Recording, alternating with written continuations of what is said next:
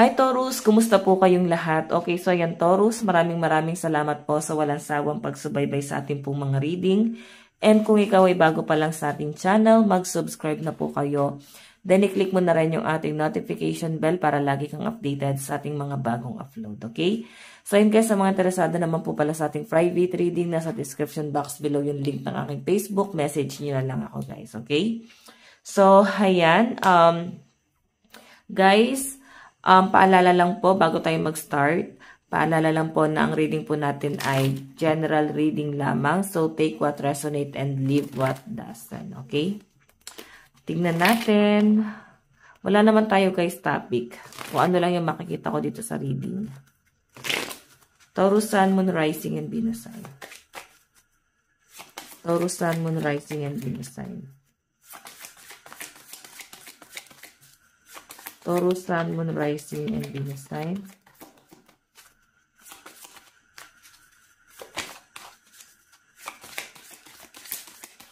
Okay. Meron tayong disturbance. Nakikita ko na parang medyo may pagka-irritable, no? Medyo naiirita ang mga Taurus. Siguro naiirita ka sa mga kasama mo sa bahay, sa mga kapitbahay, or sa katrabaho, basta sa circle mo lang to. Merong pangyayari dito na parang nakakairita. Ganun po yung pinapakita sa akin dito, Taurus. Okay, then yung iba naman sa inyo guys, parang, alam mo yun, may mga bagay na parang nakikibagay ka na lang. Parang go with the flow ka na lang. Ganun yung energy, Taurus. Tignan natin, Taurus, Sun, Moon, Rising, and Venus sign. Meron tayong reservation. May nakikita akong travel na paparating sa inyo. Yung iba naman sa inyo guys, pwede meron kayong hinuhulugan sa sakyan. Ayan. So, siguro yung itong hinuhulugan nyo na to kung bakit ganyan yung energy mo. Possible kasi guys na parang finally, fully fade na to. O yung iba naman sa inyo guys, nakabili kayo ng fully fade na sasakyan. Okay, nakikita ko rin na nagpo-focus ka sa goal mo sa buhay, Taurus. Pwede rin naman talagang literal na yung goal mo sa buhay is makapag-travel din talaga abroad. Baka ikaw ay napaplano magtrabaho abroad. May mga bagay ka lang na hindi maiwan like mga anak mo. Kung ikaw ay magulang na, no? Pwedeng hindi mo maiwan yung mga anak mo, hindi mo maiwan yung responsibilidad na to sa mga magulang mo, or hindi mo alam kung sa sila iiwan. So, ganun yung pinapakita sa akin. Parang di mo alam kung sino yung mag-aalaga sa kanila. So, pero may plano ka talaga na magtrabaho abroad, no? Yung iba naman sa inyo guys, pwedeng nandyan na, pero ang inaantay nyo na lang dito guys is pwede yung visa nyo or pwede yung schedule. Ayan. Mukhang matutuloy na to guys. Okay, nag-self-love. Siguro may mga single mom, single dad dito. Meron tayong indulgement. So, Taurus, may nakikita ko dito na parang merong offer din na paparating sa inyo.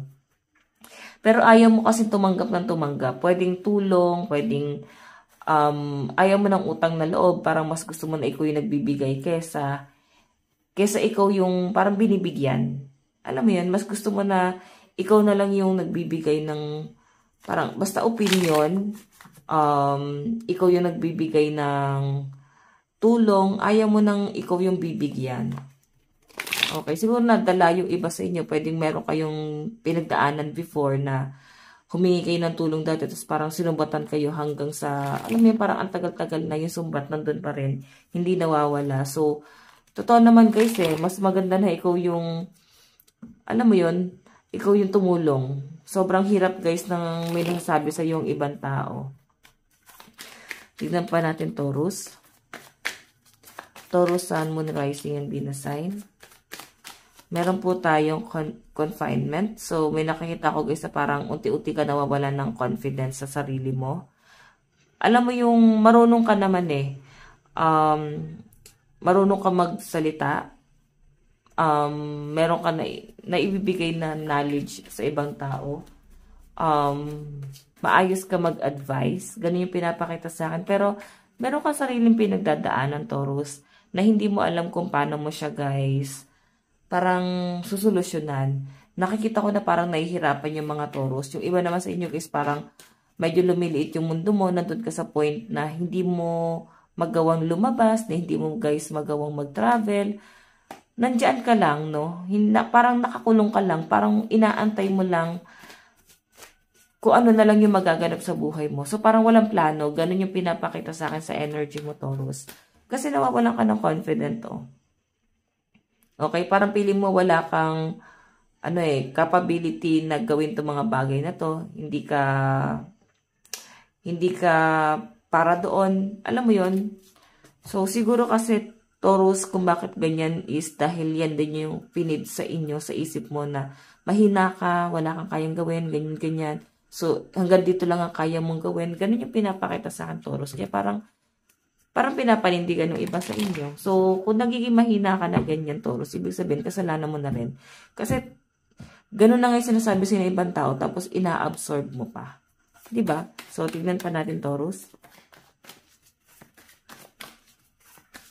Taurus, Sun, Moon, Rising, and Venus sign. Meron tayong Queen of Swords. Matalino yung mga Taurus, no? So, pinapakita sa akin dito. Ang dami mong iniisip, ang dami mong ini-imagine. Mas nagmamatured ka sa lumilipas na panahon. Okay. Tingnan pa natin, meron tayong Page of Cups. So, matured ka eh.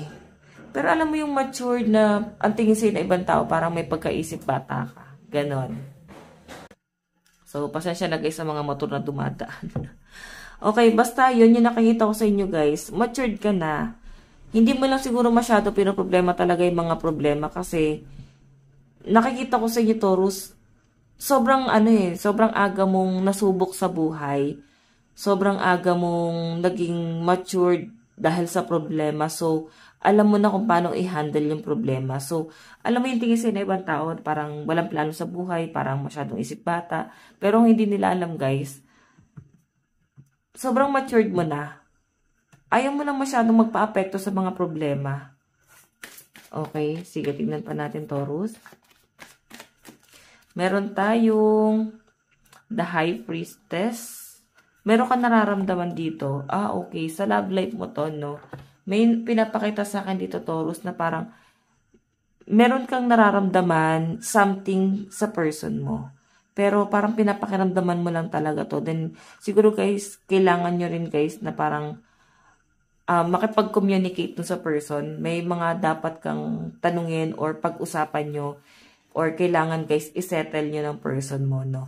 Kasi pinapakita sa akin, nandun yung love. Pero tignan mo yung energy mo is parang Queen of Swords. Medyo nagiging matigas ka dun sa, matigas ka. Sa totoo lang, matalino kang tao, marami kang kayang gawin, pero lumalambot kayo. Siguro, awa na lang din nararamdaman mo. Minsan may conflict kayo ng person mo na parang gusto mo na lang humiwalay. Medyo nahihirapan ka na parang, bakit parang alipin ang tingin sa ng person mo? Bakit parang ikaw lang lahat ang nagsasacrifice? Ikaw lang yung parang kailangan mahirapan. So, sobrang pagod ka na, pero pinipilit mo pa rin ilaban, no? Pinapakita sa akin dito, Taurus, na Queen of Swords, nag-i-stay ka kasi nandun yung thinking na siya kasi yung asawa mo, siya kasi yung karelasyon mo, siya kasi yung nanay or tatay ng mga anak mo. So, hindi mo na kinoconsider dito yung parang, yung pagmamahal eh. Ang nakikita kong parang kinoconsider mo na lang din dito, Taurus, is dahil nga may connection na kayong dalawa. Yung person mo guys, mahal ka naman talaga.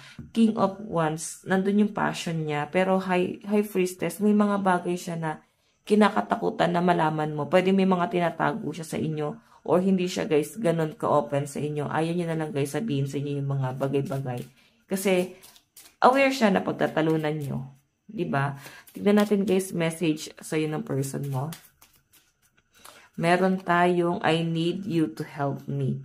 Meron talagang problema tong person na to. Siguro kausapin mo siya. Hindi niya lang yan guys ino-open sa inyo kasi ayaw niya na magalit ka sa kanya. Pero meron siya mabigat na pinagdadaanan ngayon.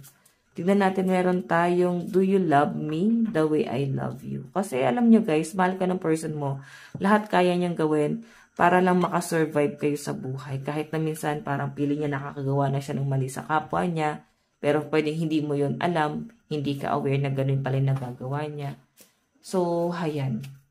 Okay, so tignan natin guys yung advice. meron tayong relationship or assignment. Taurus, ito lang po ang inyong reading. Maraming salamat po. God bless and love you all. Bye-bye.